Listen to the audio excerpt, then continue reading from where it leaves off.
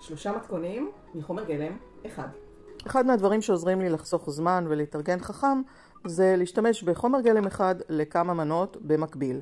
אז הנה כאן יש לנו שועית מבושלת מראש, שאני עושה איתה סלט מדהים עם קינוע וירקות ורוטב טוב, וזה סלט מעולה שהוא כמו ארוחה שלמה. אני גם יכולה לעשות ממרח שועית בקלות עם שועית מבושלת, שום, שמן זית, מלח וזהו.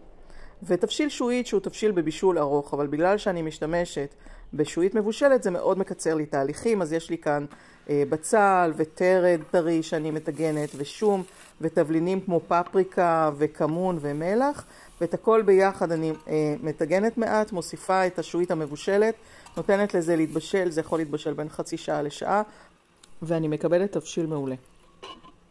את 3 המנות האלה הכנתי ממש בקלות ובמקביל, והן יכולות להחזיק מעמד לכמה ימים, זה אחלה ארוחה.